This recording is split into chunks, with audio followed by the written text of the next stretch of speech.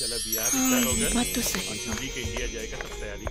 हाँ जूली ला जूली तो आ गई। हाँ। जूली बिटिया जी पापा। तनी यार आवा ना बिटिया, तू इंडिया जाएगा तैयारी करा। इंडिया काहे? सवाल नहीं। देखा कहो कि अगर भैरव और प्रभात से पीछा छुड़ावे के हो तब बिशंभर सिंह के परिवार से बढ़िया परिवार हमनी के लंदन में ना मिली। लेकिन पापा वो प्रभात से डरे के का जरूरत बा? डर ना बेटी, डर ना, हमनी की इज्जत का सवाल बा। वैसे भी विशंभर के परिवार के तू अच्छी तरह से जाने लो। बस वो लोगन का इक्के गो डिमांड बा कि उनके परिवार के होके वाली बहू के संस्कार, संगीत दोनों में भारतीय परंपरा होवे के चाहिए। पर डैडी अभी हमके बिया। तोहार बाबूजी सही कहता नहीं बेटी। उ राक्षस के पीछा छुड़ावे बदे बाबूजी के बात मान ला। पापा अरे बेटी, हम तो हर दुश्मन है का हैं? जौन भी सोचब तोरा भला के लिए सोचब। ठीक बन बेटा, अरे ज्यादा सोचे मत, जाए का तैयारी करा।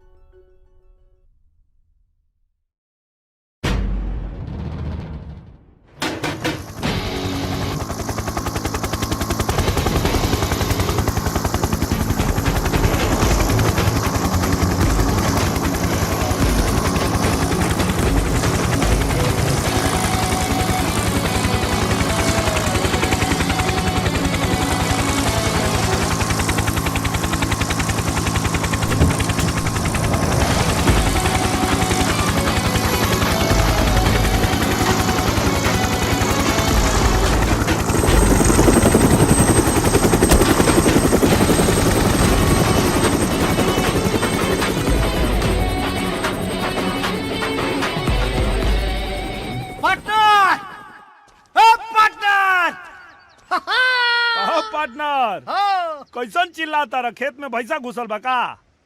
अरे महाराज भैंसा वैसा ना घुसल हो। अरे गांव में लंदन वाली लड़की आ गई बिया। अरे हाँ, दिन में सपना देखल उल्लू अच्छा। के काम हो, आदमी के ना। तहरी आँख से ना देखनिया, अपनी आँख से देख क्या बतानी। भुवर भुवर बार और गोर बदन, अब बदन पे काम का पड़ा। गांव में बवाल मचल हो महाराज। अरे तो का बोलत? अरे तोरा समझ में आवता? अरे महाराज हमारा समझ में खूब आवता, तोरा समझ में नहीं क्या आवत। अरे मर्दे, बाबू साहब का भतीजी जमन लंदन वाली बिया गांव में आ गई बिया और गांव जवार में हंगामा मचल हो महाराज। तोहरा विश्वास नहीं की हो तो चल के देख लो। कहाँ रे? अरे रबड़िया की ब्यूटी पार्लरवा में।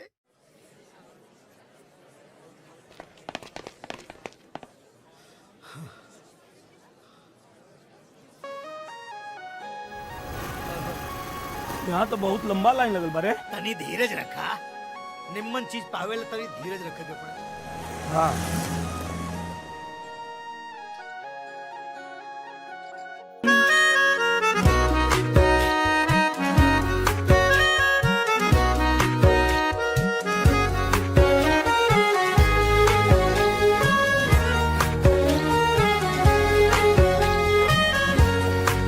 क्या है, तुम लोग लड़की नहीं देखा है का?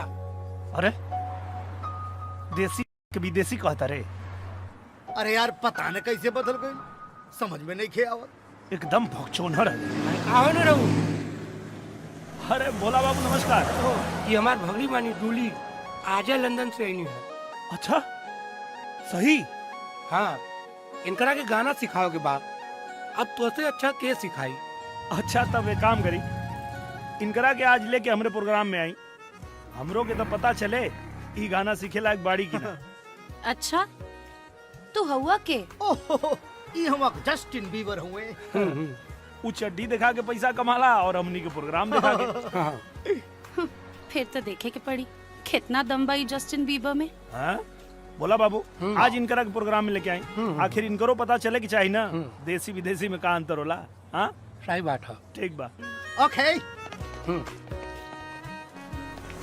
पार्टनर, हाँ पंडित जी की बात सही हुई का रे? तुमने हम दोस्ती हुई। पंडित जी बताओ ना, पंडित जी से जाके पूछा। बकचोन हरे हवे तू। अरे का ओहो,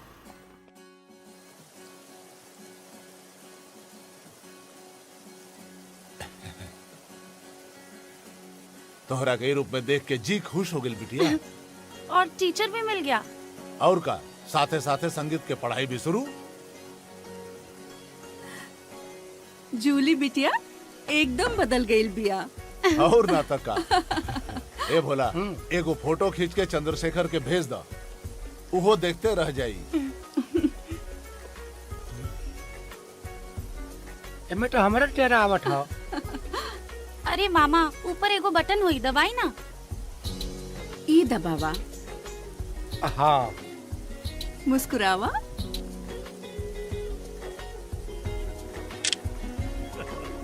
एक बात हम कह देता आरो सुन ली, हमरा तो बियाह एकदम देसी चाहिए। अपना गांव जवान में जगन होला ना वही ना, कोनो लंदन वंदन हमरा ना चाहिए। हाँ खिचला हमरे खुके आवाला बेटा उधर ना आवाला। दी हम भेज देता नहीं।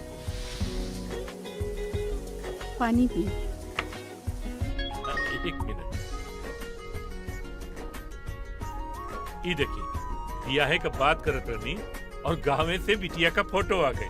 भैया ये देखिए, इसे कहते हैं हिंदू संस्कार, है ना माँ? देखिए। हाँ देखिए देखिए फोटो।